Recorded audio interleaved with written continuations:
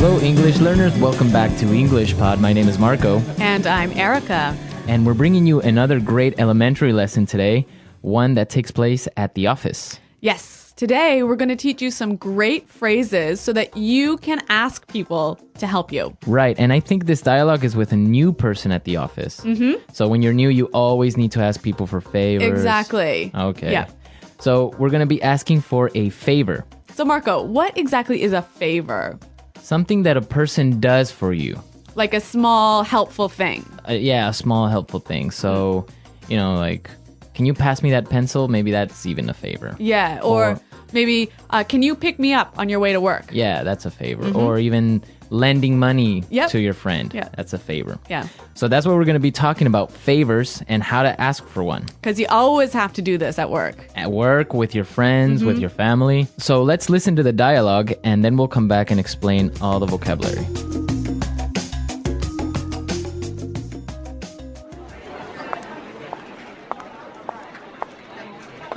Sorry to bother you. My name is Rachel. I'm new here.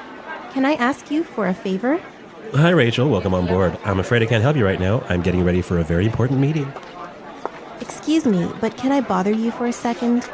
You know what? I'd love to help you, but I'm about to meet an important client. Do you want to ask Sean instead? He sits right over there.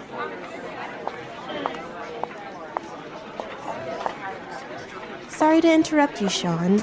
Could you do me a quick favor? Actually, I'm working on a document that's due in a couple of minutes. I really can't talk right now. Sorry about that.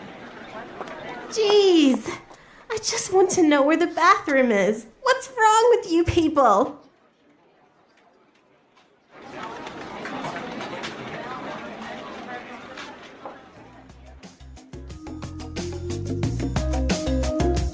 So a pretty busy office. Pretty unhelpful colleagues. I know, everyone's so busy they didn't help this poor girl. Yeah, I hope she found the bathroom. Now let's take a look at the language from the dialogue. So let's start with language takeaway. Language takeaway. There's some great language in this dialogue, wasn't there? Yeah, a lot of interesting phrases and words. The first one that I saw that was really interesting is on board. On board. Welcome on board. Well, we've got some examples of how this phrase is used, so let's listen to them to help us understand the meaning. Example 1. Welcome on board, Sarah. If you have any questions, please feel free to ask me. Example 2. We need to get our new office assistant on board as soon as possible. Example 3. We decided to bring Melissa on board to join the marketing team. So basically it means Welcome to the company. welcome to the company. Or, the team. yeah. Welcome on board. So on board is the same as to the company. I guess also when you get on a ship, they'll tell you welcome on board. Yes, that's where it comes from. Or an airplane. Yeah. Welcome on board. Okay, let's take a look at our next word. About to. About to.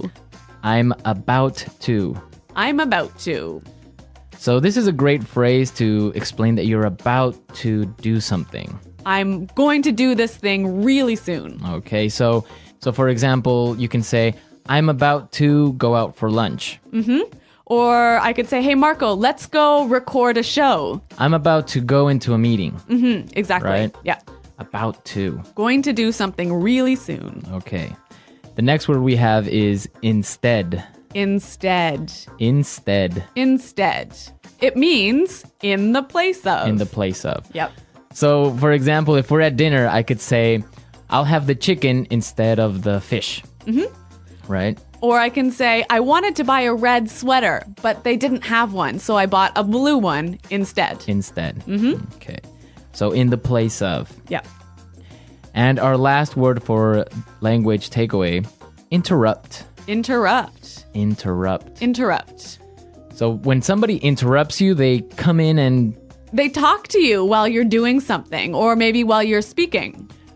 Or maybe you're busy and people come and bother you. And bother you. Yeah. Okay. So interrupt. Interrupt.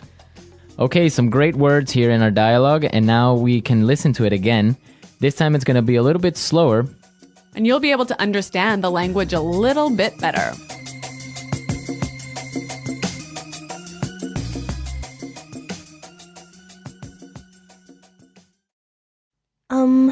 Sorry to bother you.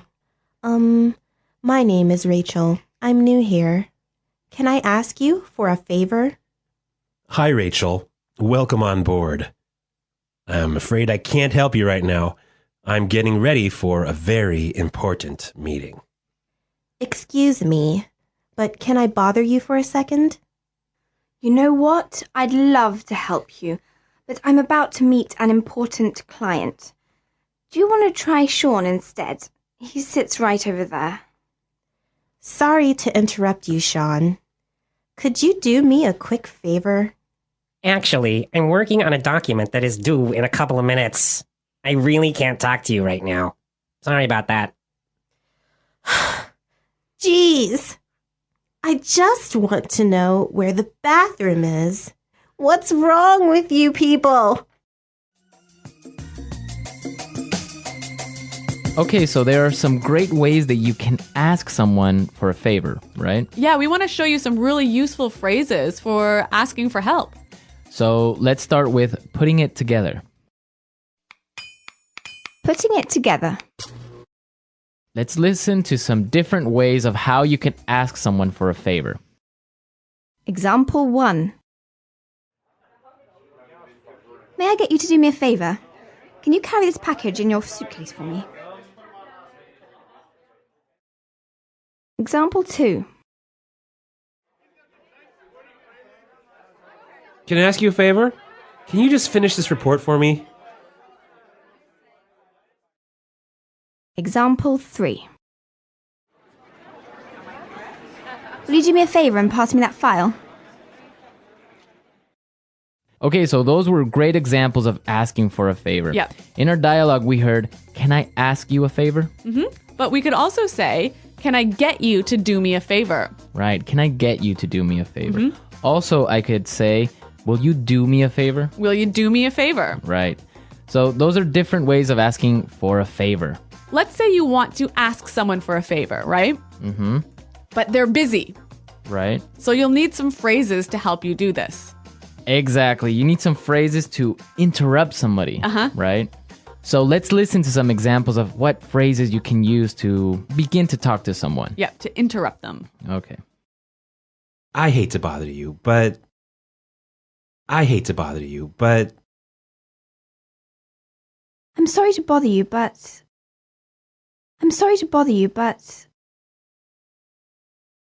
I don't mean to bother you, but... Okay, so those are really nice and polite ways of beginning to talk to someone. Exactly. They're really useful at the office. So maybe you want to talk to your boss, you knock on his door, kind of open it a little bit and say, "I'm sorry to bother you, but I was wondering if you have time for a meeting today?" Or you could say, "I hate to bother you, but do you have time for a meeting today?" Exactly. So those are great ways of starting up a conversation. Yep. And maybe setting it up to ask for a favor, right? So we can combine them. I could say, "I hate to bother you, but can you do me a favor?" Perfect. Right? Yeah, really useful. So then you can ask someone for a favor. Yep. Okay, great stuff. So I guess we can listen to our dialogue again. Yeah, let's listen to our dialogue for the third time. And this time, I'm sure you'll understand it a lot better.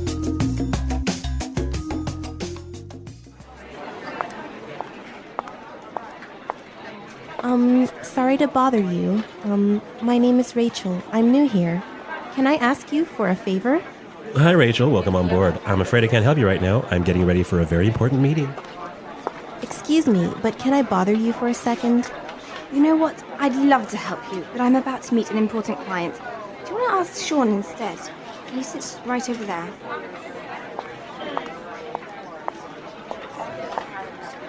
Sorry to interrupt you, Sean. Could you do me a quick favor? Actually, I'm working on a document that's due in a couple of minutes. I really can't talk right now. Sorry about that. Jeez. I just want to know where the bathroom is. What's wrong with you people?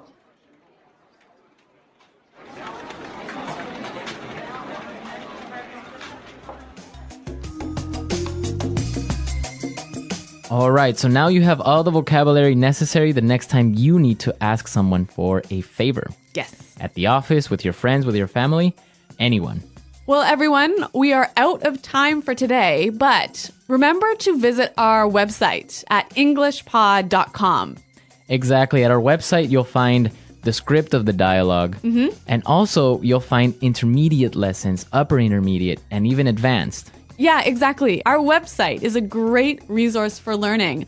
Marco and I are always there to answer your questions, and we also have lots of helpful users who answer your questions. Exactly. So don't miss out. Come to our website at englishpod.com, and we'll see you there. Until next time. Bye-bye. Bye. Hello, English learners. Welcome back to English Pod. My name is Marco. And I'm Erica. And today with Erica, we're bringing you a great lesson about time. You need more of it. We need more time, Yeah. right? So we're going to be teaching you how you can ask for more time. If you're working on a project at work and you can't finish it on time, you have to ask your boss for more time. Right. So today in our dialogue, Casey needs more time to put together a press kit. What's a press kit? Good question. A press kit is something the marketing department will put together. Basically pictures, logos, information about the company. So when a newspaper or a magazine wants to write an article about them, so they have something already prepared that they could give the newspaper or magazine. Okay. Okay, so let's listen to our dialogue for the first time. And as always, it's going to be at a normal speed, so it might be a little bit difficult to understand. We'll come back in 1 minute and tell you about some of the key language.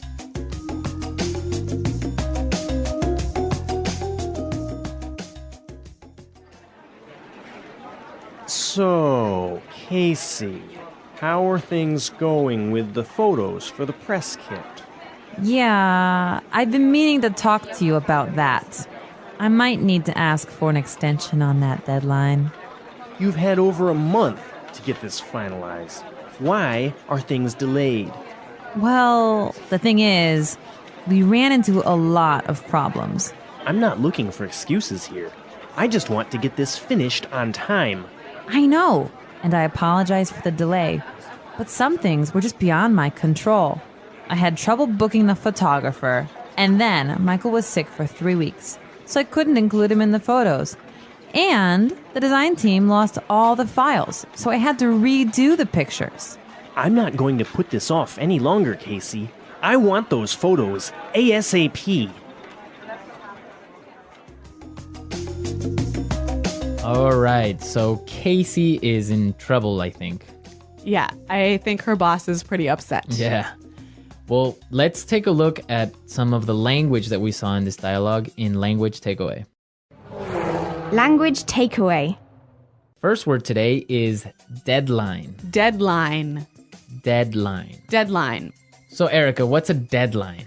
It is the last possible date to do something. So, for example, when we were in school, our teacher would send us homework and say it was for Friday. So the deadline was Friday. Was Friday, right? Or when you're at work, you have projects that you have to finish by a certain date. That's your deadline. Exactly. Okay, let's look at our next word. Extension. Extension. Extension. Extension. So extension and deadline go together, right? Exactly. If you can't reach your deadline or you can't make your deadline, you must ask for an extension. An extension. So you ask for more time. Yeah, an extension is moving the deadline in the future. All right, interesting. Let's look at our next word. Ran into. Ran into. Ran into. Ran into some problems. So we ran into some problems in this dialogue. Let's listen to some more examples of run into so we can understand the meaning. Example 1. We ran into a storm on our way home. Example 2. If you're not careful now, you're going to run into a lot of problems later. Example 3. I ran into some trouble with my computer. Okay, good example. So it's clear now, right? Right. If you run into problems, you meet some problems. Right. Many students say it in that way. I met some problems. Yeah, but that's wrong. Right. So you would say, I ran into some problems. Right. I met some problems is wrong, wrong, wrong. Okay, don't say met some problems. I ran into some problems. I ran into. Okay. And our last word for language takeaway, delayed. Delayed. Delayed. Delayed. So when something is delayed, it's Late. late. And the opposite is, On time. yeah. So your flight was delayed. Or your flight was on time. The project was delayed. Or your project was on time. Clear. All right.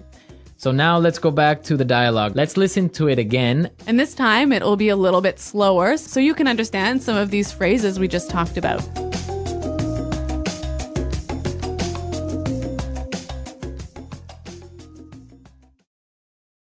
So, Casey, how are things going with the photos for the press kit? Yeah, I've been meaning to talk to you about that. I might need to ask for an extension on that deadline. You've had over a month to get this finalized. Why are things delayed? Well, the thing is, we ran into a lot of problems. I'm not looking for excuses here. I just want to get this finished on time. I know, and I apologize for the delay. But some things were just beyond my control. I had trouble booking the photographer. And then Michael was sick for 3 weeks, so I couldn't include him in the photos. And the design team lost all the files, so I had to redo the pictures. I'm not going to put this off any longer, Casey. I want those photos ASAP.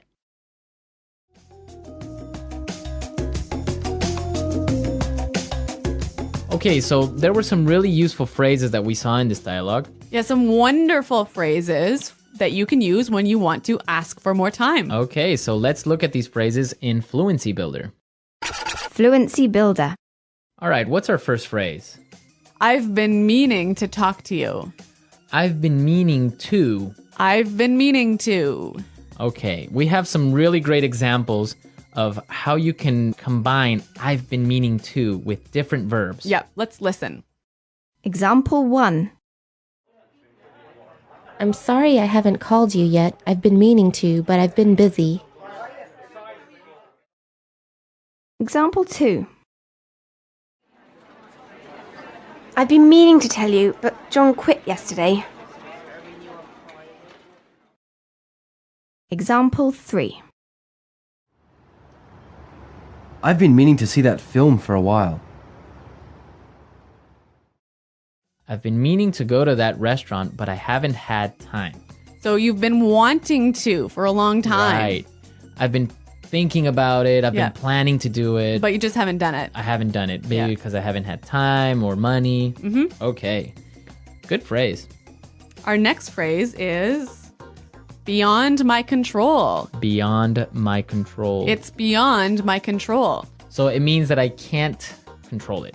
You can't do anything about it. Can't do anything about it. The weather is beyond my control. Right. Or relate with this project because Jane was sick for 1 month. It was beyond my control. Okay. It wasn't your fault. No. Okay. And our last phrase for Fluency Builder, put this off. Put this off. Put this off. Put this off. So let's listen to some more examples of put this off before we explain the meaning. Example 1. I've been putting off this project for a week, and it's due tomorrow. Example 2. Can we put off our meeting till next week? I'm too busy right now. Example 3. I've been putting off my email all day, and now I have 50 messages to respond to. So, Marco, when you put something off, you... Leave it for later, Okay. right? So maybe I have to write a report today, but I'm going to put it off till tomorrow. So you're going to do it tomorrow. I'll do it tomorrow. Okay, so we've seen some really great words and some really good phrases. So now let's listen to our dialogue for the last time, and then we'll come back and talk some more.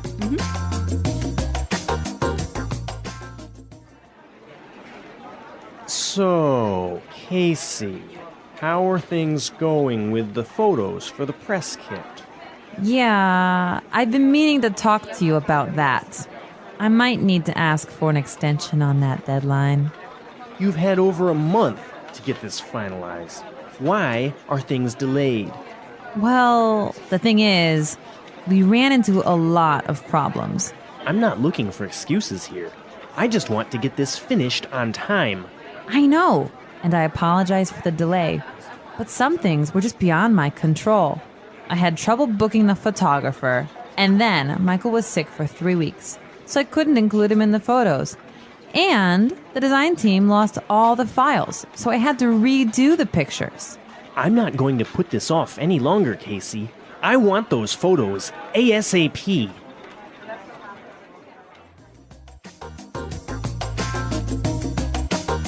Well, Marco, do you think that Casey's reasons for being late are good?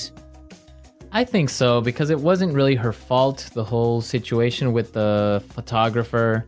And then one of her co-workers was sick for 3 weeks. Yeah. It's not really her fault, right? Right, but maybe the boss thinks that she's making excuses. Yeah, maybe she's making excuses. That's really common. Like, for example, when we were kids, you would say, oh, my dog ate my homework. Right, but that really happened to me once. Your dog ate your homework? My cat ate my homework. Your cat ate your homework? Yeah. And what did your teacher say? Well, actually, I was a really good student, so my teacher believed me. Well, my teacher wouldn't have believed me. Really? No, she would have called my parents, most likely. Yeah. Well, my cat really did eat my homework, and I just left it on the table, and it chewed it all up. That's weird. Why would your cat do that? I don't know. A lot of weird excuses out there. Yeah. I was abducted by aliens. Uh-huh. My mom accidentally mailed my homework to Africa. Really? Yeah. This happened to you? Creative writing. Okay. Creative excuses. Well, I want to hear from our listeners. I want to know what excuses they've used for being late with something. So send us your excuses, send us your comments and questions. Go to our website at englishpod.com, where Eric and I are always there to answer your questions. That's right, Marco. And this is an elementary lesson, right? Exactly. But we also have intermediate and upper intermediate and advanced lessons for you more fluent English speakers. Exactly. So if you're listening to us on iTunes, be sure to visit our website and come see what else we have to offer. Well, I think we're out of time, but until next time, it's goodbye. Hello, English learners. Welcome back to English Pod. My name is Marco. And I'm Erica. And we're bringing you another great elementary lesson for all our elementary learners. You know what, Marco? I think this lesson is so useful. This is language that you can actually use every single day. Exactly, every day. Exactly, because today we're going to be teaching you small talk. So what is small talk? Well, small talk is small conversations that you would have with people that you don't know very well, but you still want to be polite. Yes. Right? And you want to maybe just chat a little bit. Okay, so let's listen to our dialogue. And as always, it's going to be a little bit fast, but don't worry about it. Because we'll come back in a minute and help you with some of the difficult language.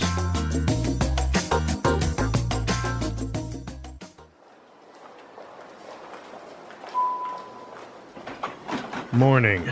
Hi there, Mr. Anderson. How are you on this fine morning? Fine. Thank you. It sure is cold this morning, isn't it? I barely even got out of bed. Yeah, it's pretty cold, all right.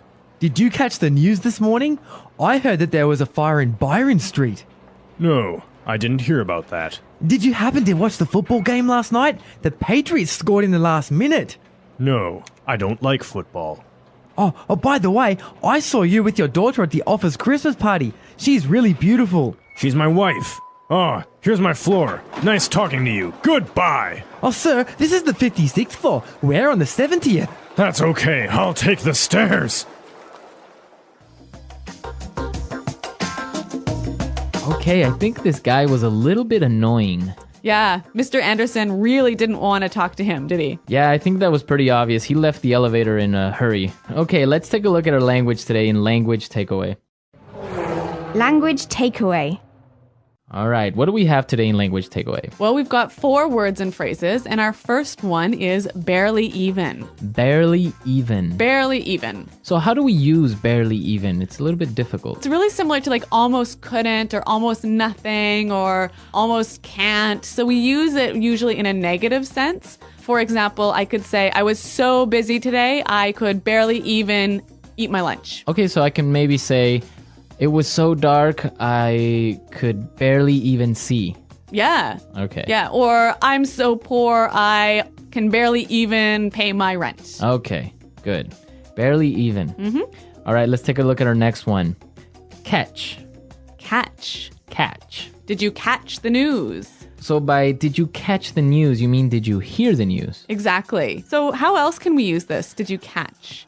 A really common one is I didn't catch your name. Yeah, I didn't hear your name. I didn't hear your name. Yeah, and we can also say I didn't catch what he said. I didn't catch what he said. Yeah. Yeah. So I didn't hear. Yeah. Okay. Let's look at our next word. By the way. By the way. By the way. By the way. Okay, so let's listen to some examples first of how we can use by the way, and then we'll come back and talk more about it.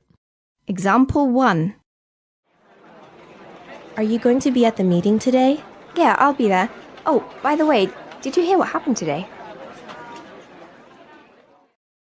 Example 2.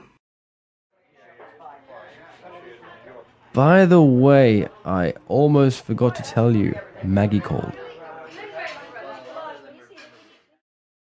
Okay, so I see that when we say by the way, we're introducing a point after we've already talked about something. Exactly, and maybe it's not even related to the topic we were talking about. No, it's a different topic. Different topic, right? It's like saying, oh, I almost forgot to tell you. Exactly. So it's like, oh, Erica, don't forget we have a meeting today. Oh, and by the way, I like your new haircut. Thanks, Marco. All right, see? Yeah. That's the way you would use by the way. Okay, and our last word on language takeaway. Take the stairs. Take the stairs. Take the stairs. Take the stairs. So it doesn't mean you're going to take them somewhere. Or No, you're you're not taking them home with you. It means you're going to go up the stairs. Okay, so take the stairs. Yes. A lot of people might say use the stairs or go up the stairs, but our English pod learners, they know, right? To use take the stairs. Yep. Take the stairs. Okay, so now we're ready to listen to our dialogue again. We're going to slow it down a little bit. And this will help you to catch these phrases a little bit better.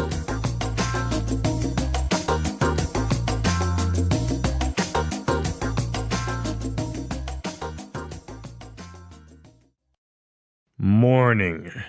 Hi there, Mr. Anderson. How are you on this fine morning? Fine. Thank you. It sure is cold this morning, isn't it? I barely even got out of bed. Yeah, it's pretty cold, all right. Did you catch the news this morning? I heard that there was a fire in Byron Street. No, I didn't hear about that. Did you happen to watch the football game last night? The Patriots scored in the last minute. No, I don't like football. Oh, by the way, I saw you with your daughter at the Oppa's Christmas party. She's really beautiful. She's my wife. Oh, here's my floor. Nice talking to you. Goodbye. Oh, sir, this is the 56th floor. We're on the 70th. That's okay. I'll take the stairs. Okay, so now let's take a look at ways to start up some small talk in putting it together. Putting it together.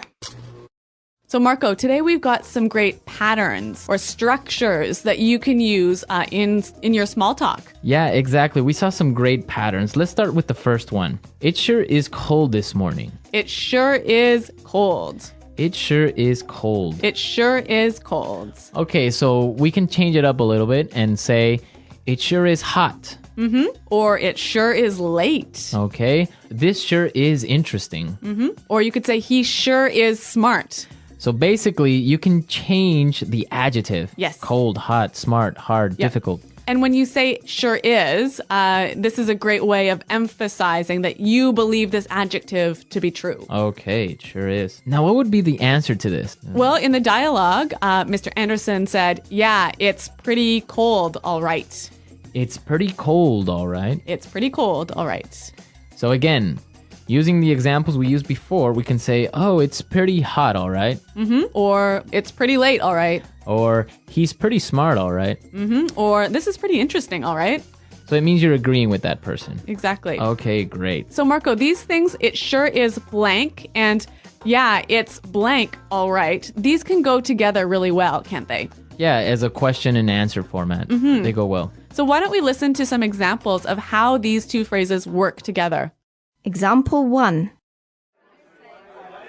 It sure is a nice day today. Yeah, it's nice, right? Example 2. The bus is sure late today. Yeah, it's late, all right. Example 3. This class is really hard. Yeah, it's hard, all right. Okay, so now let's take a look at our next word and putting it together. Did you happen to? Did you happen to? Did you happen to? Did you happen to? Did you happen to see Bob this morning? I didn't happen to see Bob. So it means like did you by chance? by chance. Did you by chance see Yeah, Bob or yeah. something? Yeah. Okay, another example would be, did you happen to go to that restaurant I recommended? Or maybe, do you happen to have a pen? Do you happen to know where the bathroom is? Yeah, that's a really useful one. That's a good useful one. That's basically how you would use this structure. Did you happen to? Do you happen to? So now let's listen to our dialogue for the third time, and I'm sure that you'll be able to understand everything.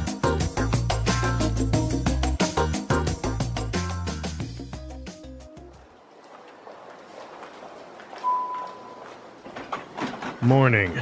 Hi there, Mr. Anderson. How are you on this fine morning? Fine. Thank you. It sure is cold this morning, isn't it? I barely even got out of bed. Yeah, it's pretty cold, all right. Did you catch the news this morning? I heard that there was a fire in Byron Street. No, I didn't hear about that. Did you happen to watch the football game last night? The Patriots scored in the last minute. No, I don't like football.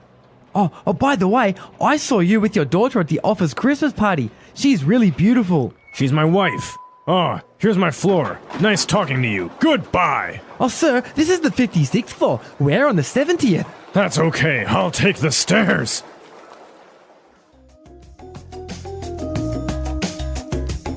All right, Marco, that was a really useful dialogue for daily life, wasn't it? Yeah, I think you can find a lot of useful language there and that you can apply tomorrow. Yeah. Well, speaking of useful things, let's talk a little bit about our website. Yeah, be sure to go to our website at englishpod.com where you can find other lessons as well. Maybe you're an intermediate student or advanced. Yes, so we've got intermediate, advanced, upper intermediate lessons on our website. And a lot of other resources that you can explore. So be sure to come to our website and leave all your comments because Erica and I are always there and we're really happy to answer all of your questions. Okay, everyone, well, we're out of time, but until next time, goodbye. Hello, English learners. Welcome back to English Pod. My name is Marco. And I'm Erica. And today we're bringing you another great lesson. And this time we're going to be shopping. That's right. Actually, a lot of our users asked for some lessons about shopping, right? Exactly. And I think one of the most important things when you go shopping is to get a good price. That's right. So we're going to be teaching you how to bargain. So, Marco, you just mentioned a really great word. Let's look at it in vocabulary preview. Vocabulary preview. All right, so we're going to preview the word bargain today. Bargain. Bargain. Bargain. Now, this is an interesting word because it's a verb and a noun. That's right. So a bargain is a good price, right? Okay, so a bargain is a good price. Yeah. This t-shirt was a bargain. I only paid $1 for it. Okay, so that is a bargain. Yes. But to bargain as a verb. To try and get a good price. So it's very similar to negotiate. Yeah, so I would say it costs $100. And then I would say maybe, no, I'll give you 50. 75. And then I'll say 60. Et cetera, et cetera. And that's to bargain, right? Yep. Okay, so we're going to be bargaining. Let's listen to the dialogue for the first time as we have a woman bargaining in a store, right? That's right.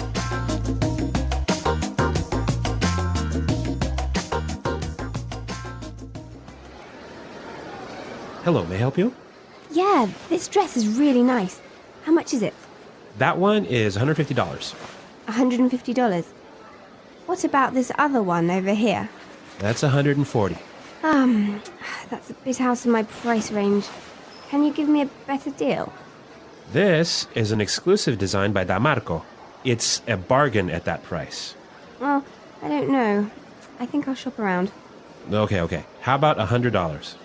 That's still more than I wanted to spend. What if I take both dresses? Okay, I can give you a special discount just because you seem like a nice person. $190 for both. I don't know. Still a bit pricey. Thanks anyway. Okay, my final price, $100 for both. That's 2 for the price of 1, and that's my last offer. Great! You got a deal.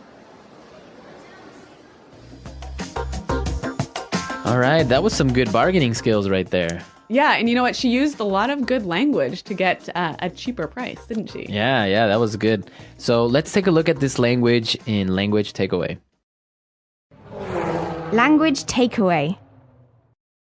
Okay, the first word we have in Language Takeaway today, price range. Price range. Price range. Price range. Price range, what does that mean exactly? So price range is the minimum and the maximum that you're willing to spend for a thing that you want to buy. Exactly. So in the dialogue we heard, it's out of my price range. It's more than I can spend. More than I could spend. Yep. Okay, let's look at our next word. Shop around. Shop around. Shop around. Shop around. So she said, I think I'll shop around. Right.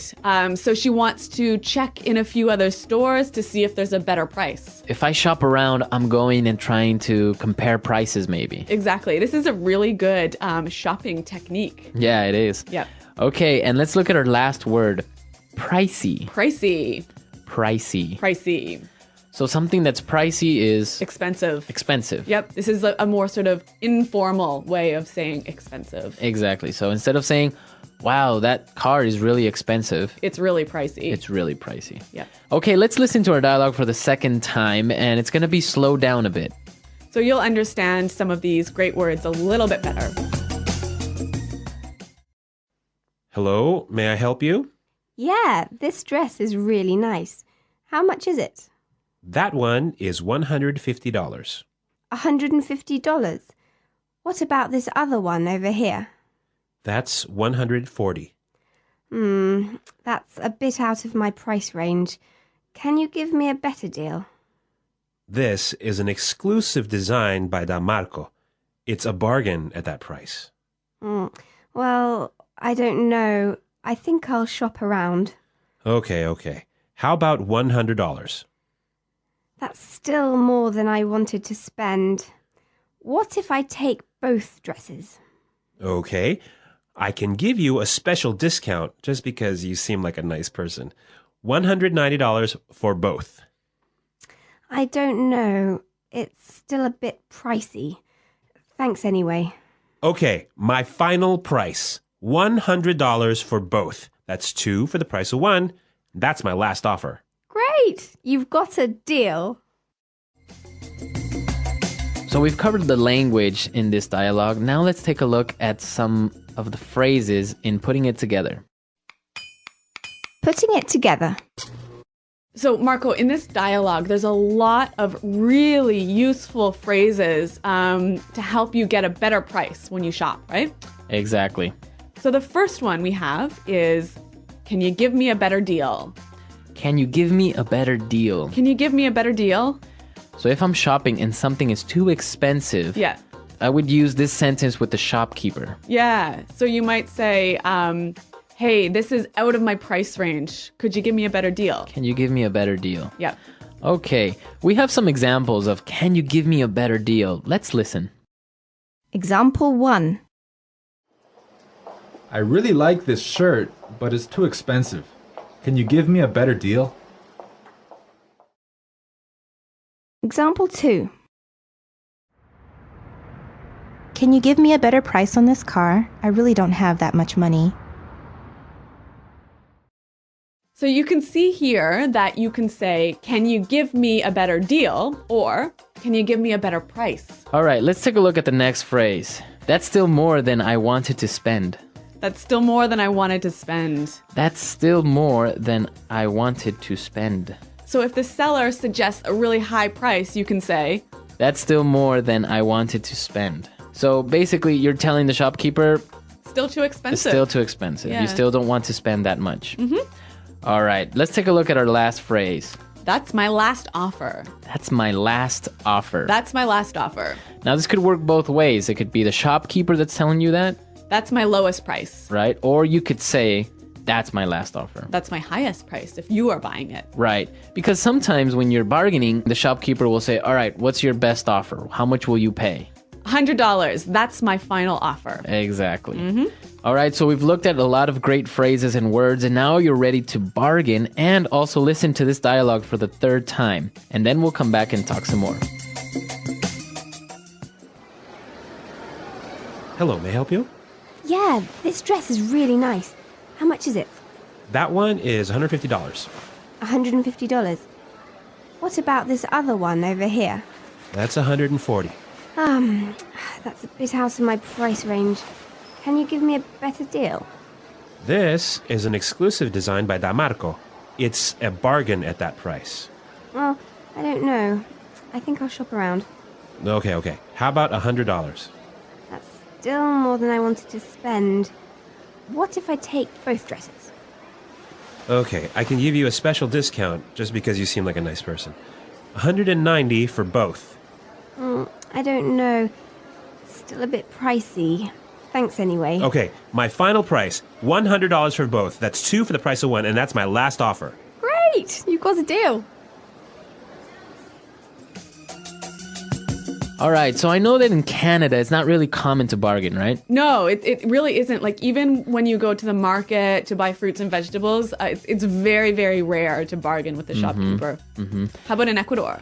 No, in Ecuador, you definitely bargain. Really? Well, if you go to the mall, for example, Yep. or if you go to a supermarket, of course you wouldn't really bargain. Yep. Unless maybe you go to a small store or you go to one of the local markets. Yep. Then it's more common to bargain. Yeah. And you have to because people expect you to bargain. Really? Yeah. In many countries in the world, bargaining is almost like an art. Yeah, that's true. Actually, Marco, you are an excellent bargainer, aren't you? Yeah, I've been known to bargain with the shopkeepers I've been known to bargain a little bit with the shopkeepers and helping out. A little bit. I mean, you've got better prices than I can even imagine getting.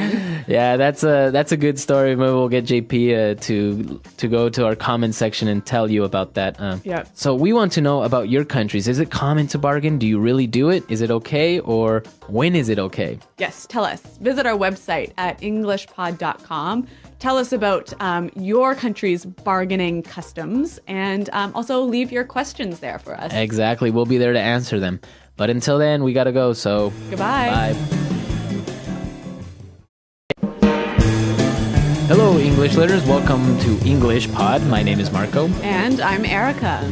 We're bringing you a great elementary podcast today. That's right. And we're going to be teaching you how to order pizza. Yeah, you know, pizza is one of my favorite foods and the favorite food of many people.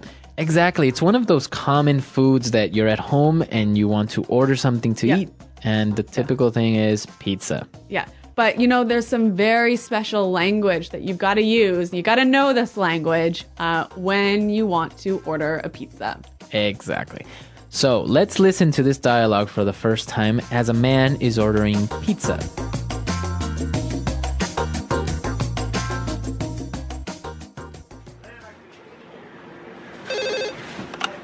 Good evening. Pizza House. This is Marty speaking. May I take your order?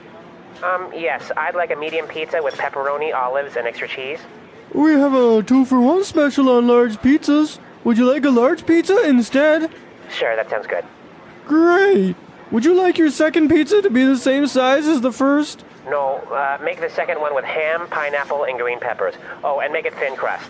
Okay, thin crust. Your total is $21.50 and your order will arrive in 30 minutes or it's free.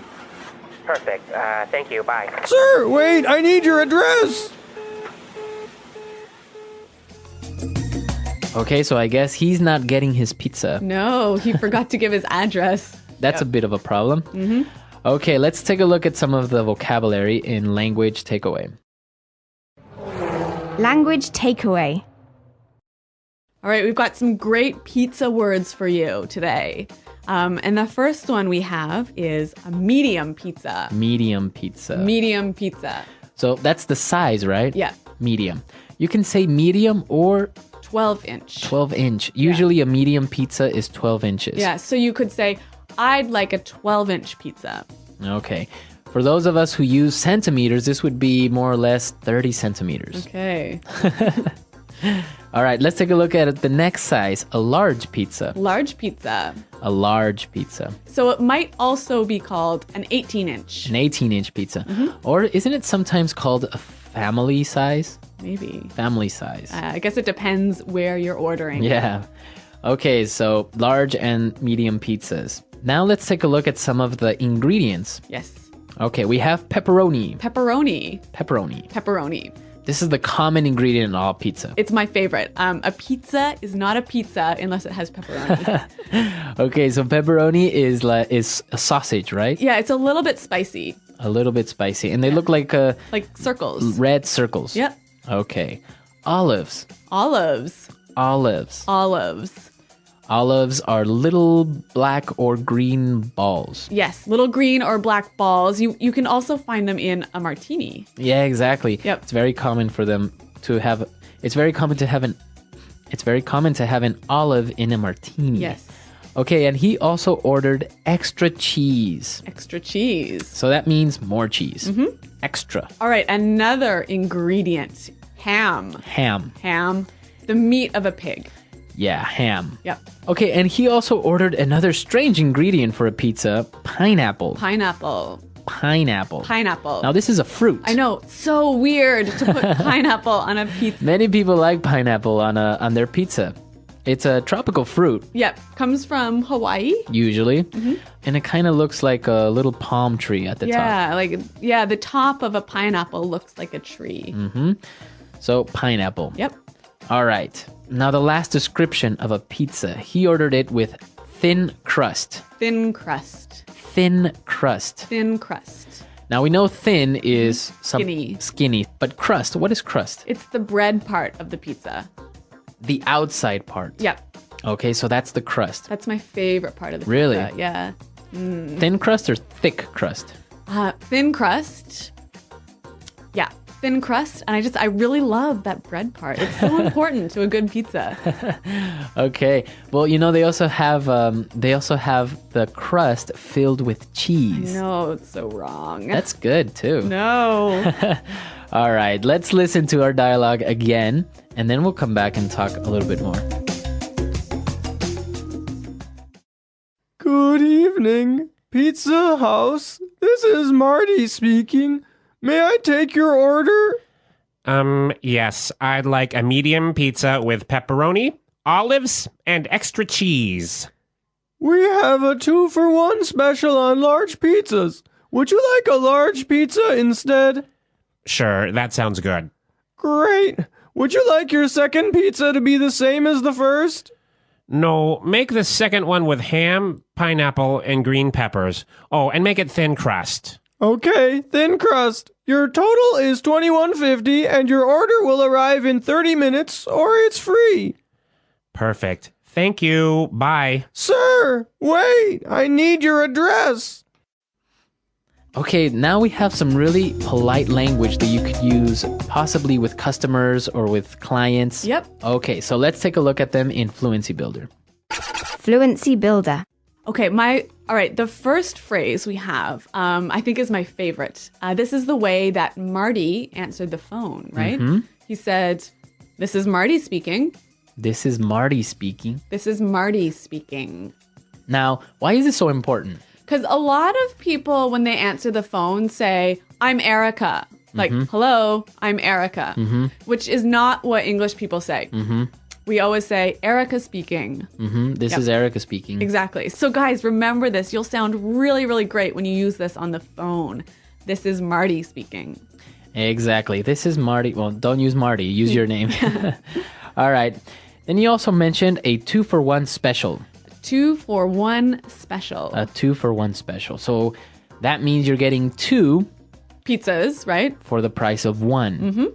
And a special is just a special promotion. A special price. Special price. Yes. 2-for-1 special. All right. All right. Now a very easy phrase. Would you like? Would you like? Would you like? Would you like? Now this is a great way to offer something. It's a more polite way of asking, do you want? Do you want? Do you want is okay. Yeah, it's fine. But it's less polite than would you like? Exactly. So whenever you offer something, would you like a cup of coffee? would you like to sit down? Okay. Yep. So, would you like? Let's listen to our dialogue for the last time, and then we'll come back and talk about pizza from a pizza expert.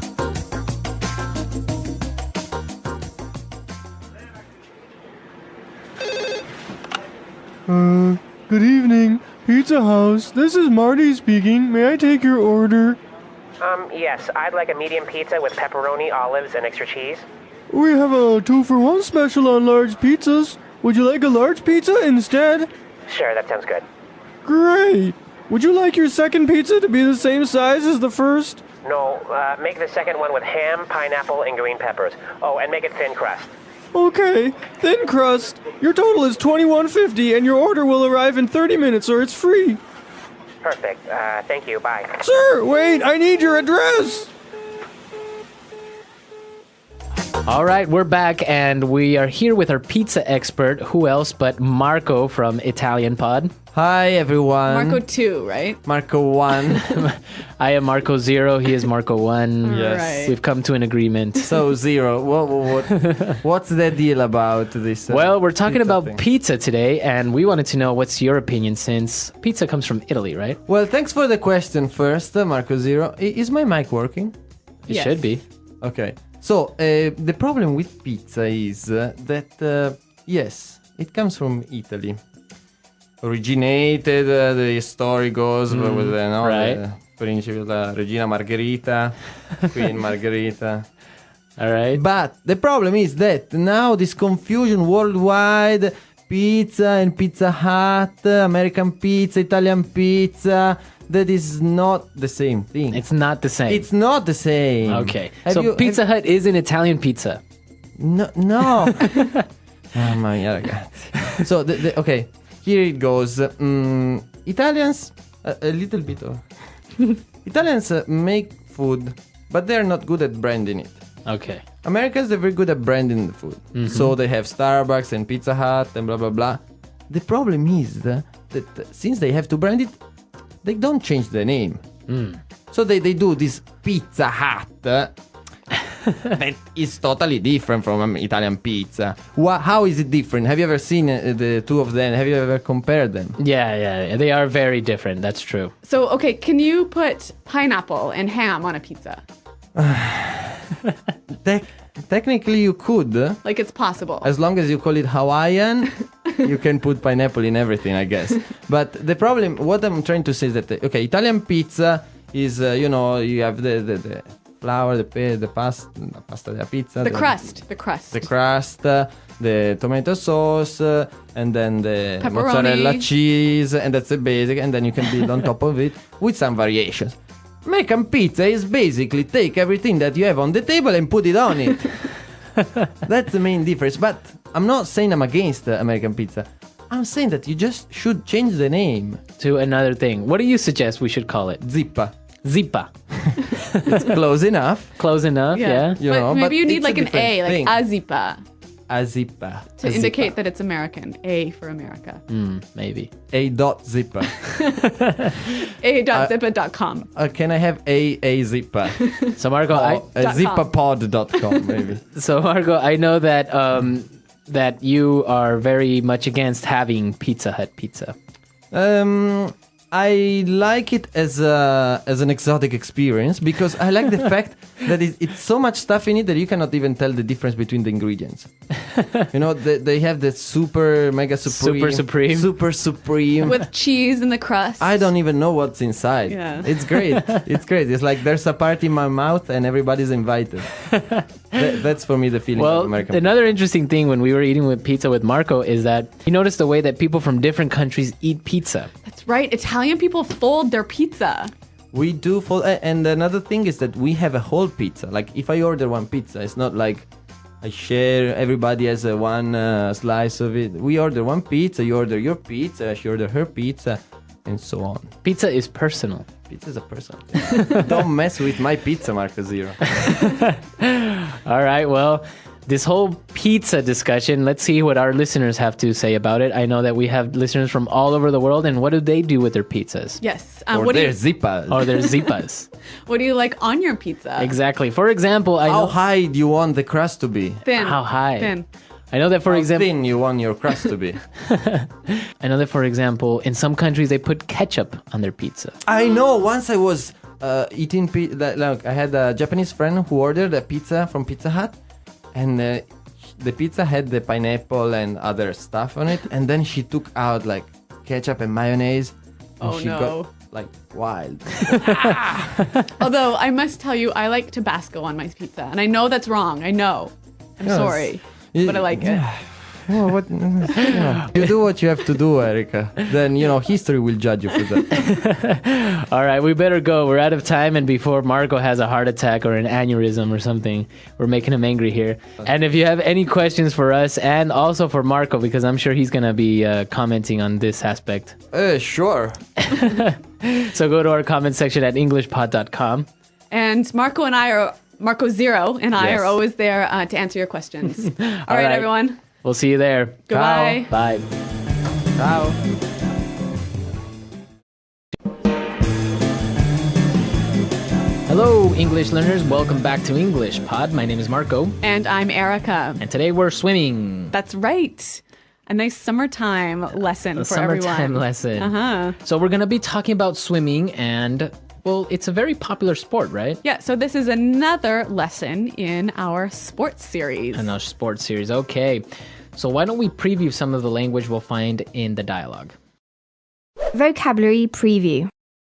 All right, we have two words to look at here. The first word is sailing. Sailing. Sailing. Sailing. Well, this is the verb to sail, right? Mm-hmm. So sailing is traveling in a boat. In a boat with no engine. Right, so you must use the wind to push you forward. Exactly. That's a sailboat. Yes. Okay, so sailing. Mm-hmm. Now let's take a look at our other word. Anchor. Another boat word here. Yeah. Anchor. Anchor. Anchor. Now, it's spelled Anchor. Right. But you don't pronounce the CH as you normally would, right? Another one of these really difficult to spell English words. Right. So you don't say anchor, you would say anchor. Anchor. Anchor. Anchor. So the anchor is a verb and a noun. That's right. Well, when anchor is used as a noun, it means the hook that you throw over the boat into the water, and it keeps you staying in the same place. Okay. But the verb to anchor, Yes. what does it mean? To do that. To do that, right? So to throw the anchor into the water, you would just say to anchor the boat. Exactly. To keep it in the same place. Okay. Great words related to sailing. But now let's listen to our dialogue for the first time. What's happening here, Erica? Well, we've got two friends here who are sailing in their boat, and they decide to take a swim. Let's see what happens.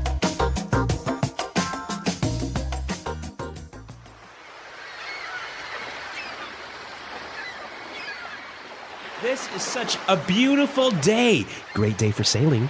It sure is. The water looks so nice. Anchor the boat for a little while. I'm going to take a dip. Why are you doggy paddling? I taught you how to swim. Do your breaststroke. I get too tired. I'll just backstroke. It's easier.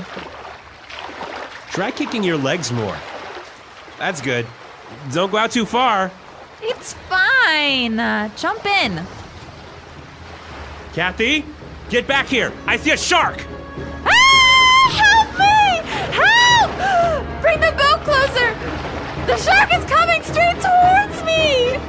It's right under you. Kathy! All right, so a shark attack.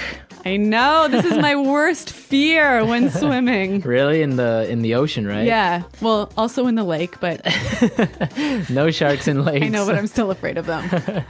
All right, so don't worry about it. I'm sure the girl is okay. It's probably not a shark. Maybe it was a dolphin. Yeah, or maybe she's going to punch the shark in the face and she'll escape. Okay, let's take a look at some of the words that we saw in Language Takeaway. Language takeaway. We have 3 excellent swimming words for you. The first one is doggy paddling. Doggy paddling. Doggy paddling. So, doggy paddling.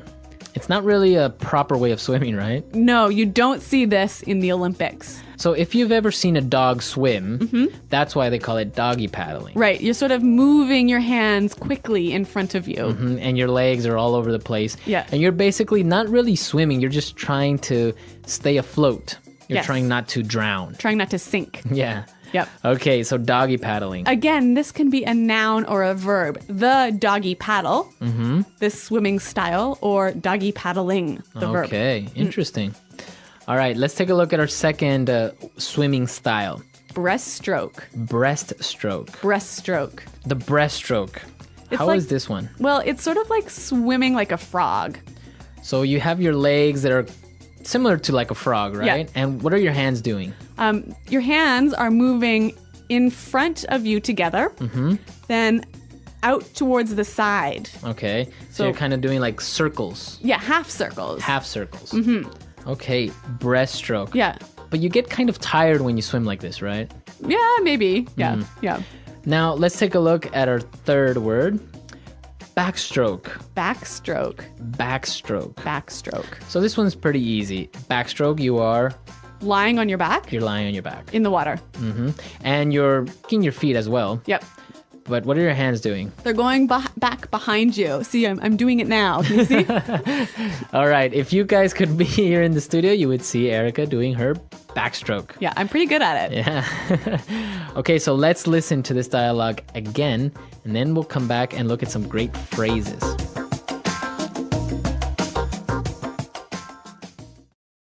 This is such a beautiful day. Great day for sailing. It sure is. The water looks so nice. Anchor the boat for a little while. I'm going to take a dip. Why are you doggy paddling? I taught you how to swim. Do your breaststroke. I get too tired. I'll just backstroke. It's easier. Try kicking your legs more. That's good. Don't go out too far. It's fine. Jump in. Kathy, get back here. I see a shark. Ah! Help me! Help! Bring the boat closer! The shark is coming straight towards me! It's right under you. Kathy! Okay, so we have some really good phrases related to swimming and water. Yep. Okay, let's take a look at these in Fluency Builder. Fluency builder. All right, the first one. I love this phrase. Take a dip. Take a dip. Take a dip. So if I say I'm going to take a dip, You're going to have a quick swim. a quick swim. Yep. So you can take a dip in the pool, Yep. in the lake, In the ocean. the ocean, even in your bathtub, right? No. No? No, it's just for swimming. Unless your bathtub is really, really, really big. All right, so not for the bathtub, but for swimming. Yep. Okay. Now let's take a look at our second phrase. For a little while. For a little while. For a little while. For a little while. This is really common. I use this a lot. Yeah, me too. I probably use it 500 times a day. Okay, so let's listen to some examples with for a little while, and then we'll come back and explain it. Example 1. I'm tired. I'm just going to sit down for a little while. Example 2. It will only hurt for a little while. Example 3. Do you want to play tennis for a little while? So it means for a short time. For a short time. And you can change it, right? You can say, oh, I'm going to play for a little while. Yeah. Or I'm going to sleep for a little while. Uh-huh. For a short time. Yep. All right. So if learners use this phrase, I find it sounds really, really great because it's not something that students normally use. Yeah, I guess a student wouldn't really use this phrase normally. Yeah. So guys, use it because you'll sound awesome. Yeah, you'll sound really, really fluent. Okay, and let's take a look at our last phrase. Straight towards. Straight towards. Straight towards me. Straight towards. Okay, so straight means directly. Right. In a line. In a line, not going anywhere else, but directly. Yeah, not moving side to side. And towards is in that direction. So the shark was coming straight towards me. It's coming directly at me. Moving in a line and not moving side to side. Okay. So can you give me another example of how you would use straight towards? Watch out! There's a car coming straight towards you. Okay. Directly towards you. Yeah. Or maybe when I get home from work, I go straight towards the fridge. Really? Yes. I believe this. All right. So straight towards, directly. Okay, so we've looked at a lot of great words, really good phrases. Let's listen to this dialogue one last time, and then we'll come back. And Eric is going to tell us a really great story about boats.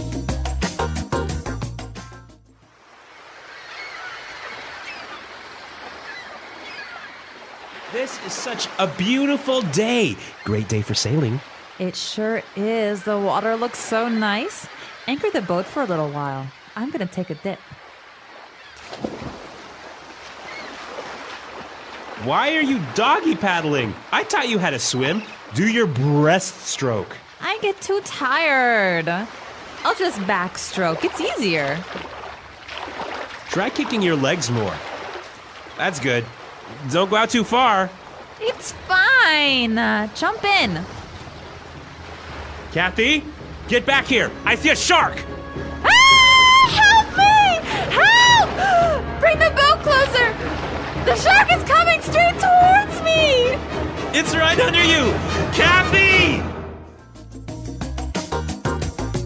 All right. Well, Marco, I was telling you that I used to spend every summer on the lake. And my family had a really small house on a small island. And my cousins had another small house on another small island. Okay. So our families are really close, and we used to go to one house for dinner one night and the other house to dinner the next night. So everyone was over at my cousin's house, except for my grandfather.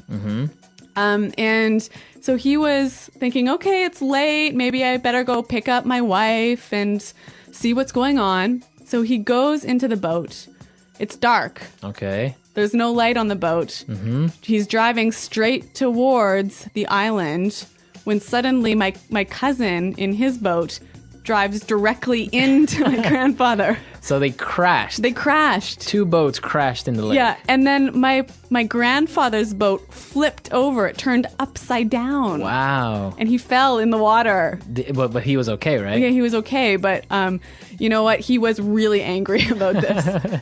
And the boat? The boat stayed in the water, and you know the engine fell down to the bottom. Oh. So we had to go the next morning to get the boat, and we actually had to hire some scuba divers to go to the bottom of the lake to get the engine. Wow. Yeah.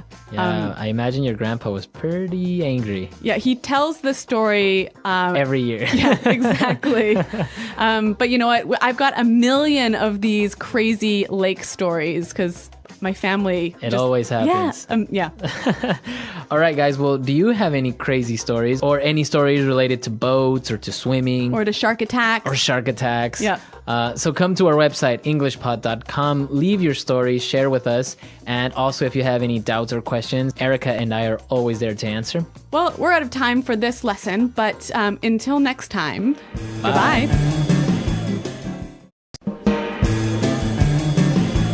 Hello, English learners. Welcome back to English Pod. My name is Marco. And I'm Erica. And today, we're bringing you a lesson that was requested by one of our listeners. Yes, that's right. We got a request for a dialogue about a receptionist.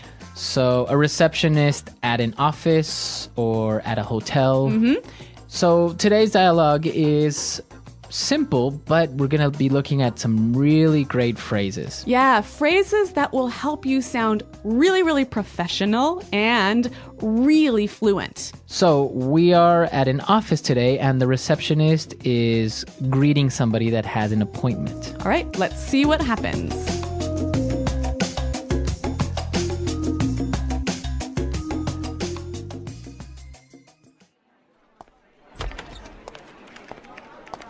Good afternoon. May I help you? Yes, I'm here to see Joanna Stevens. I have an appointment at 4.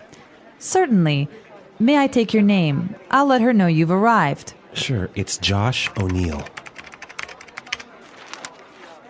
Miss Stevens will be with you momentarily. Can I offer you something to drink? Yes, coffee would be nice, thank you.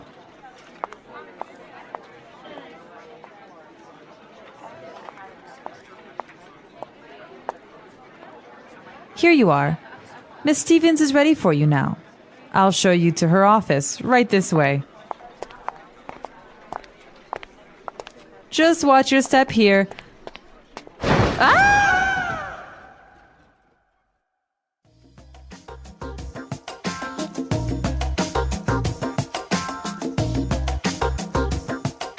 Well, that's pretty embarrassing, hey? That was embarrassing. That's what happens to women when they wear high heels. See?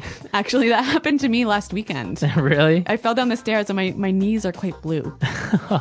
Oh no, see?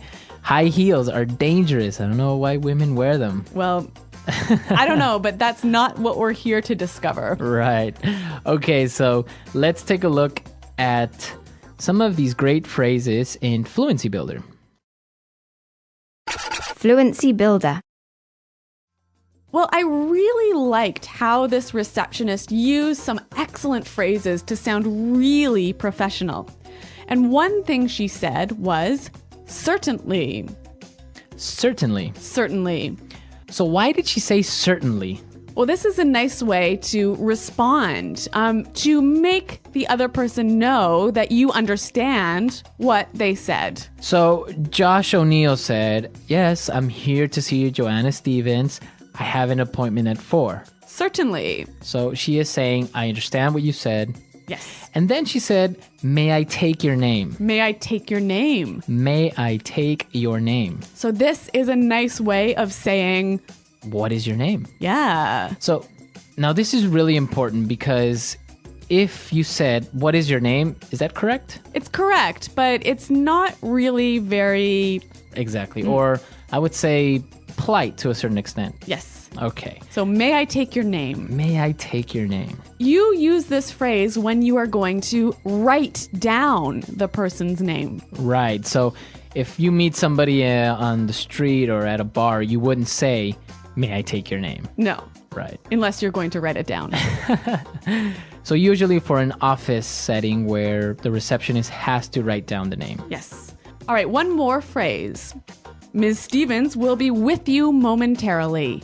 Okay, Miss Stevens will be with you momentarily. Will be with you momentarily. Okay, so this is really polite. Yes. Momentarily, what does that mean? In a moment. In a soon. moment. Soon. Mm-hmm. Again, she could have said, Miss Stevens will come out soon, or Miss Stevens will see you in a minute. Yes. But that's, again, it's not really that polite, right? Yeah, so when you want to be formal, you can say, Ms. Stevens will be with you momentarily. Okay, that's a really nice phrase. All right, there's so much in this dialogue, so many great, wonderful, polite phrases. So why don't we listen to it one more time, but this time, slow down.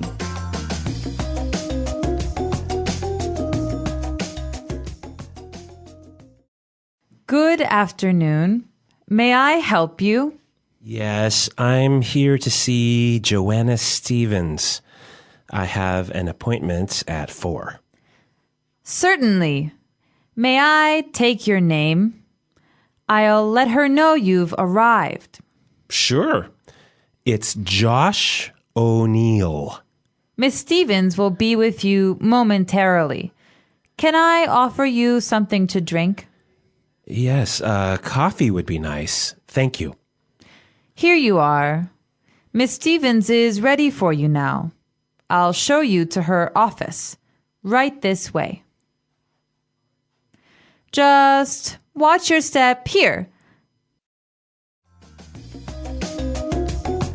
Okay, so it's pretty clear now, but there are still a couple of phrases that I would like to look at. So why don't we look at the last 2 sentences? Okay. Miss Stevens is ready for you now. Ms. Stevens is ready for you now. Miss Stevens is ready for you. So when she says ready for you, what does that mean? Prepared to speak to you. Okay. So instead of saying Miss Stevens is ready or Miss Stevens can see you now, Yes. you use this great little phrase, is ready for you. Okay. And then she said, I'll show you to her office. I'll show you to her office. I'll show you to her office. This is a lovely way of saying, I will take you to the office. I will take you to the office. And she followed it by saying, right this way. Right this way. Right this way. So, again, walk this way. Walk this way. Yep. This way, please. Yes, right this way. It sounds really, really nice, really polite, really welcoming. Right. And especially if you use it together, right? I'll show you to her office. Right this way, please. Yes. Okay, so it's a really great way of being polite to somebody at an office. Now, the final useful phrase, watch your step. Watch your step. Watch your step. So, watch your step. You see that everywhere in signs. Be careful. Be careful where you step. Yes, be careful where you're walking. Okay. So, obviously, she didn't watch her step and she fell. She fell. Okay, so really great phrases. Let's listen to this dialogue one last time.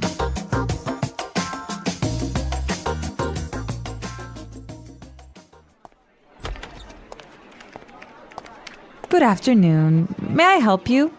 Yes, I'm here to see Joanna Stevens. I have an appointment at 4. Certainly. May I take your name? I'll let her know you've arrived. Sure, it's Josh O'Neill. Miss Stevens will be with you momentarily. Can I offer you something to drink? Yes, coffee would be nice, thank you.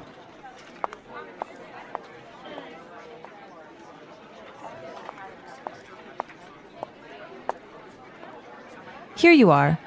Miss Stevens is ready for you now. I'll show you to her office, right this way.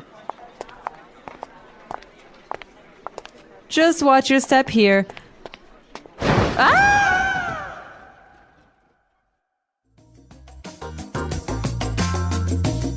All right, so a really simple dialogue, but with a lot of good phrases in there. And it's also a good review for more advanced students, right? Yeah, remember, like these phrases can really help you sound more professional, more welcoming, more polite, basically. Okay, so if you have any questions or doubts, please come to our website, englishpod.com.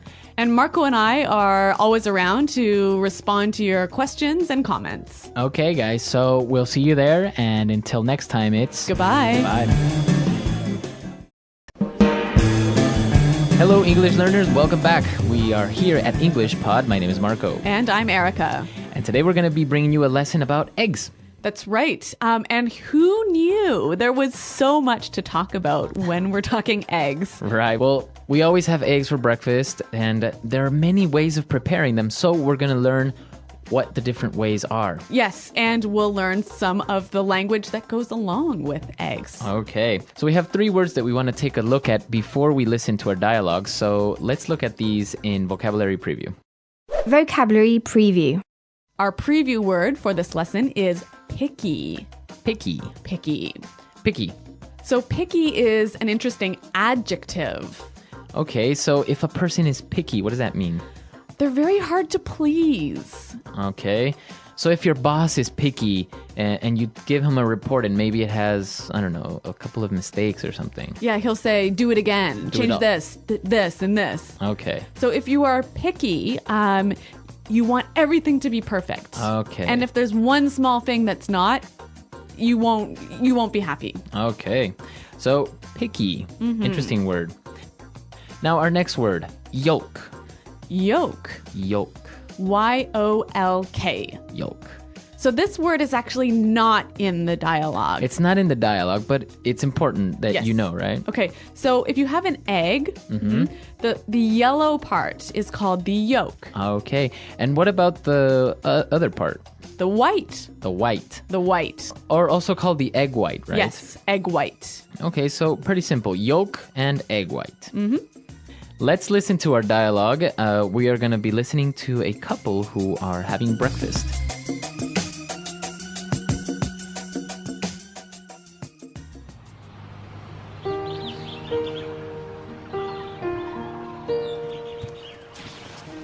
Wow, you're up early today. What's for breakfast? Well, I felt like baking, so I made some muffins. Smells good. I'll make some coffee. Do you want me to make you some eggs? Sure. I'll take mine sunny side up. Ew. I don't know how you can eat your eggs like that. Ever since I was small, I've had eggs and soldiers. You know, my dad had scrambled eggs every morning for 20 years. It drove my mom crazy. You know what really drives me crazy? When I ask for soft-boiled eggs and they overcook them so that they come out hard-boiled. How can you dip your toast into a hard-boiled egg? You're so picky sometimes.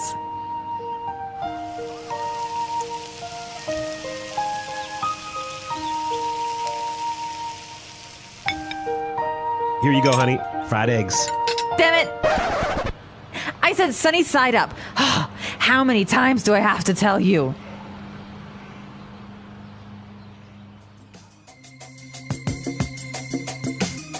Well, she is definitely very picky and has a very bad temper. I know. I can't believe anyone would get so angry over their breakfast. Yeah. But I guess it is the most important meal of the day. Exactly. So we heard a couple of different ways of describing how you prepare eggs. So let's take a look at that in Language Takeaway.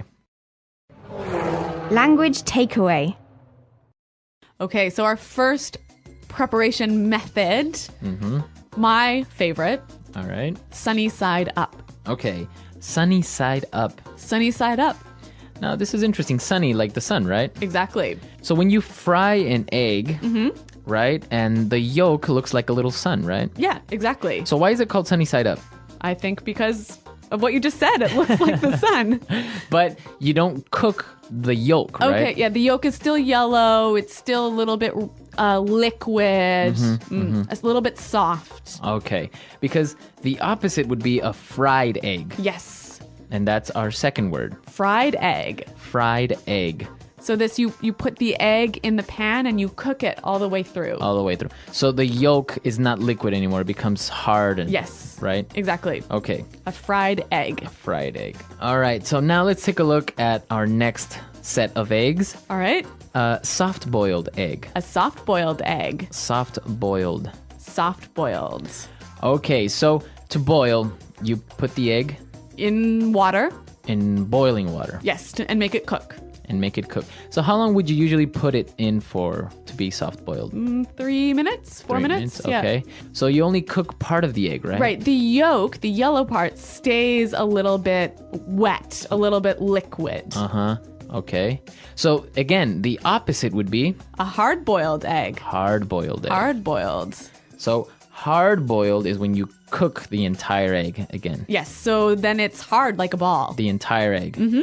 So with this soft-boiled and hard-boiled eggs, this takes us to our next form, eggs and soldiers. Eggs and soldiers. Eggs and soldiers. Eggs and soldiers. Now, this is really interesting. I didn't really know about this before. It kind of sounds like you're having eggs with a group of soldiers from the army. Well, this is a very British way of eating eggs. So you have your soft-boiled egg in a cup, and you have a piece of toast. But the toast is cut into long pieces. Okay. And then you take those pieces and you dip them into the egg yolk. Oh, it's delicious. It's good. Yeah. Typical English way of eating eggs. Okay, so eggs and soldiers. Interesting. And this takes us to our last form of egg preparation and probably the most popular. Yes, scrambled eggs. Scrambled eggs. Scrambled eggs. Take eggs, put them in a pan, and then you just move them all over the place. Mix them all up. Mix them all up. So the yolk and the white are mixed together. Mixed together. All right. So we've looked at a lot of egg preparation, and now we can listen to our dialogue for the second time, and then we'll come back and look at some phrases.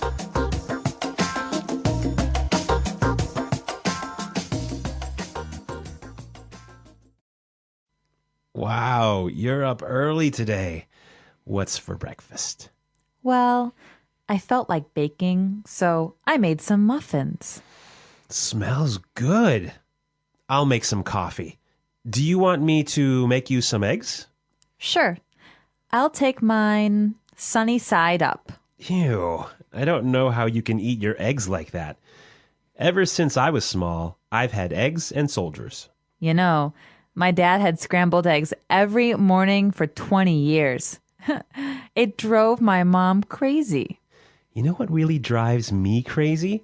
When I ask for soft-boiled eggs and they overcook them so they come out hard-boiled. How can you dip your toast into a hard-boiled egg? You're so picky sometimes. Here you go, honey. Fried eggs. Damn it.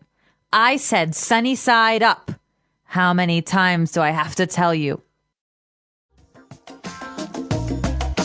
Interesting that the man in this dialogue is the one doing the baking. Yeah, well, that's modern days. I don't know. Men are learning how to cook and, yeah. A house husband. House husbands, yeah, more popular these days. All right, well, since this house husband felt like baking, I think we should look at this and one other phrase in Fluency Builder. Okay, so great phrase. He said, I felt like baking. I felt like baking. I felt like baking. So let's take a look at this. He feels like, or he felt like in the past. What does that mean when you feel like? You want to do it. You have the desire to do it. Okay, and then to bake. And now this verb is in the gerund form. That's right, the ing form. And that's the rule, right? I feel like playing soccer. Right. I feel like eating lunch.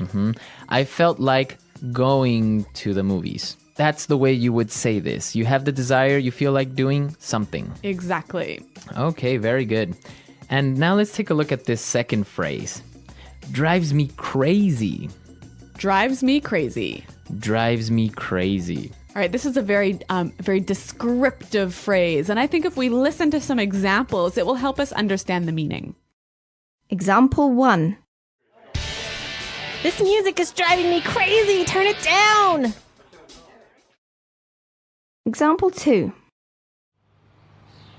Don't leave garbage in my car. It drives me crazy. Example 3. Your mom is driving me crazy. She keeps calling me. All right, so if something drives you crazy, it makes you feel very angry or annoyed. Irritated. Or, frustrated. Okay, but it can also be positive, right? Like, that girl drives me crazy. As in you really, really, really like her. Yeah. I don't know. It sounds a little bit inappropriate to really? me. Yeah. I think it's okay. It drives me crazy. It's like, she's got me thinking and she's got me in the clouds or something like that. All right. Well, maybe there's something about you that I don't need to know. So I'll just let you keep that thought to yourself. All right. Well, I'm just saying we could use it in a positive form as well. Okay. You're just saying. I'm just saying. All right. So drives me crazy. Really great phrase. And you can use it in all of these different situations like we heard. So let's listen to our dialogue for the last time and then we'll come back and talk a little bit more.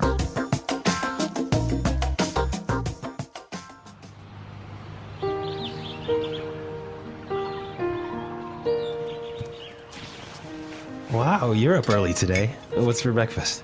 Well, I felt like baking, so I made some muffins. Smells good. I'll make some coffee. Do you want me to make you some eggs? Sure. I'll take mine sunny side up. Ew. I don't know how you can eat your eggs like that. Ever since I was small, I've had eggs and soldiers. You know, my dad had scrambled eggs every morning for 20 years. It drove my mom crazy. You know what really drives me crazy? When I ask for soft-boiled eggs and they overcook them so that they come out hard-boiled. How can you dip your toast into a hard-boiled egg? You're so picky sometimes.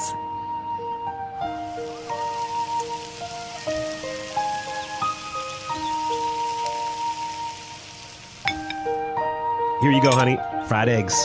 Damn it! I said sunny side up. How many times do I have to tell you?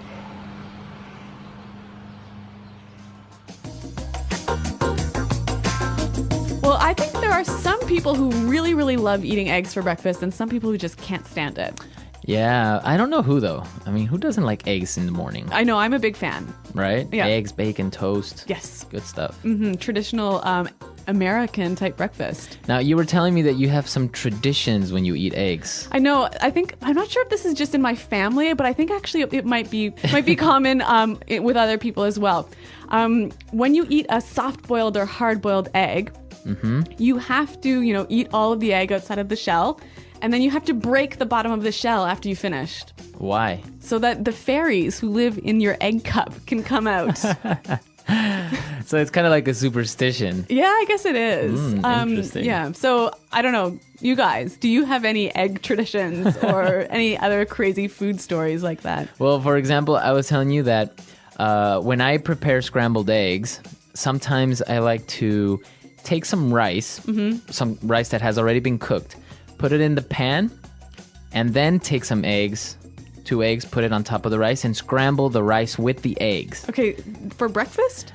Yeah, it could be for breakfast. Really? Yeah, a little bit, not like a huge plate of rice. Or maybe at night, you don't have anything to eat. Okay. Scrambled eggs with rice. It's a poor man's food. All right. Well, it's also a quick man's food. Yeah, exactly.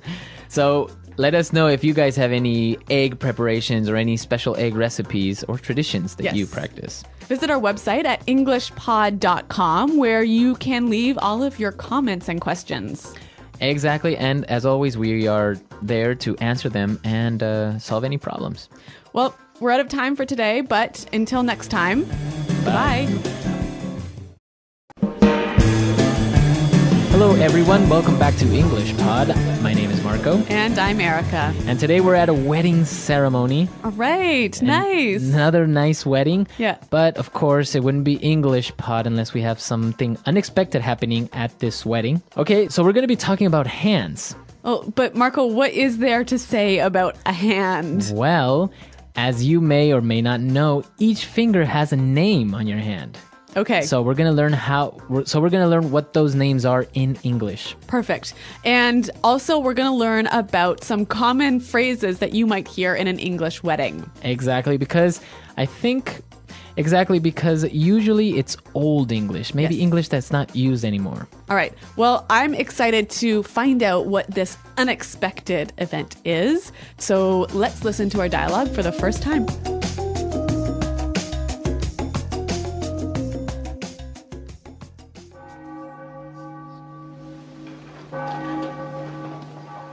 The rings, please. May this ring be blessed, so he who gives it and she who wears it may abide in peace and continue in love until life's end. With this ring I thee wed. Wear it as a symbol of our love and commitment. Honey, that's my pinky. The ring goes on the ring finger. This one? That's my index finger. No, right. This one, right? That's the thumb, Nick. Okay, I got it. This is the ring finger. That's my middle finger, Nick. This is my ring finger.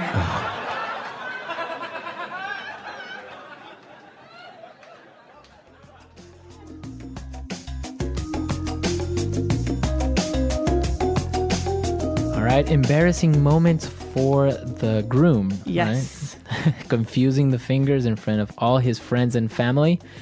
Not good. So I mentioned before that we're going to learn the names of each finger in your hand, so let's get started. Let's take a look at these in Language Takeaway. Language takeaway. All right. Well, why don't we start with the smallest finger on your hand? The smallest finger on your hand. That's called the pinky. Pinky. Sometimes people call it the little finger. Yes. Right? Yep. So the pinky. And the next finger is the one the groom couldn't find. Okay. The ring finger. The ring finger. So this is, of course, like the name says, where the wedding ring is usually placed. Exactly. On this finger. Yep. Now the next one is a controversial finger. That must be the middle finger. Okay, easy. Middle finger. So why is it controversial? Well, you know, if you put your middle finger up and you put like you're doing right now to me? I'm sorry, Marco, we'll do it this way. And all other fingers down, you are making a very rude gesture, a rude sign. So what would you call that? I would call that giving the middle finger. Giving the middle finger. Or I've also heard the phrase flip someone off. Yes, or also flip the bird. Flip the bird, exactly. Yeah. Or give him the bird. Yes. So all phrases that you can use when you are showing only your middle finger to somebody. It's not very polite. No, don't do it. Don't do it. Well, unless somebody deserves it, I guess. Well, we won't talk about that. But what we will talk about is the next finger. The index finger. The index finger. Index finger. So this is the finger you use to point. Right. Yep. The index finger. Any idea why they call it the index finger? Because when you're looking through the index of a book, you always use this finger. Right. I think you also use this finger to pass pages on a book, right? Yeah. Okay, don't believe anything I just told you. Well, we're not sure. Maybe you guys know the real answer to this. All right. And our last finger, the most important one. The thumb. Thumb. T-H-U-M-B. The thumb. Thumb. Okay, so that's the short but fat finger. The very hand. movable one. The movable one. The one that you use to play PlayStation and all video that games. stuff. Yeah. Okay, so the pronunciation here. Do you say the B at the end of this word? No, I actually only pronounce the M, the Yes. thumb. The thumb. Yeah, you wouldn't say the thumb. No. Mm-hmm. Okay, so now that we're clear on all 5 fingers, let's listen to our dialogue again, and then we'll come back and talk about these difficult phrases that the priest used. The rings, please. May this ring be blessed, so he who gives it and she who wears it may abide in peace and continue in love until life's end. With this ring, I thee wed. Wear it as a symbol of our love and commitment. Honey, that's my pinky. The ring goes on the ring finger. This one? That's my index finger. No, right. This one, right? That's the thumb, Nick. Okay, I got it. This is the ring finger. That's my middle finger, Nick. This is my ring finger. Oh.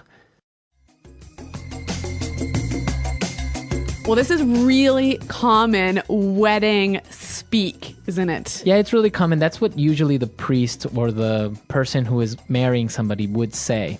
Well, why don't we look at some of these phrases now? Because it's really interesting to talk about their meaning. So, the first one, may this ring be blessed. May this ring be blessed. May this ring be blessed. So what does it mean when you bless something or someone? Well, usually the religious leader does this, right? And he's giving good wishes to that thing. Could be for an object or to a person, right? Yes. You can be blessed as well. And so these good wishes usually come from God. Okay, great. So what about our next phrase? Abide in peace. Abide in peace. Abide in peace. Wow, so this verb abide. It means to live. To live, to be. To be in peace. Yep. But it's very fancy, and I don't know if you use it anymore. No, I think you would never use this word in conversation or even very rarely in writing. It's quite old. Yes, definitely, I would agree. So, abide in peace. Mm-hmm. Okay, what about our next phrase? I like this, and it's the common phrase you'll hear in all movies and in all marriages. Yep. With this ring, I thee wed. With this ring, I thee wed. With this ring, I thee wed. Okay, we've got 2 words in here that are also older English words. So, thee. Thee. T-H-E-E. E-E. T-H-E-E. Thee. So this is a Middle English term for you. You. Yes. Right? So can I say I love thee? You could. That would be very romantic, but also inappropriate for the office. But it's very old English. I guess you would, if you're reading Shakespeare, you would definitely come upon this, right? Yes, yes. And what about wed? This is also an old verb for the action of marrying someone. So I can say, we will be wed next year. But don't say that now because you'll sound quite silly. Yeah. It's too old-fashioned. Yeah, I guess so. But it's good to know, especially if you guys are reading something a little bit more classical. Or you plan to get married to an English person. All right, and our last phrase.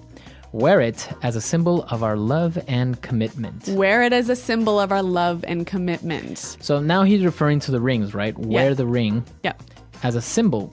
A sign. A representation. Yes. Of love and commitment. So why would you wear a ring as a symbol of something?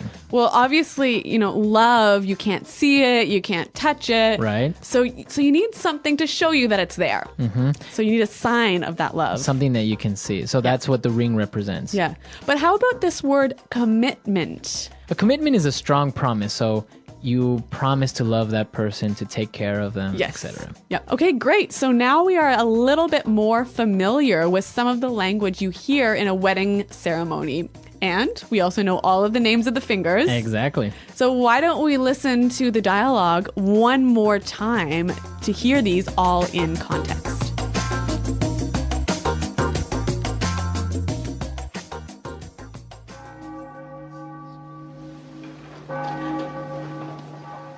The rings, please. May this ring be blessed, so he who gives it and she who wears it may abide in peace and continue in love until life's end. With this ring, I thee wed. Wear it as a symbol of our love and commitment. Honey, that's my pinky. The ring goes on the ring finger. This one? That's my index finger. No, right. This one, right? That's the thumb, Nick. Okay, I got it. This is the ring finger. That's my middle finger, Nick. This is my ring finger.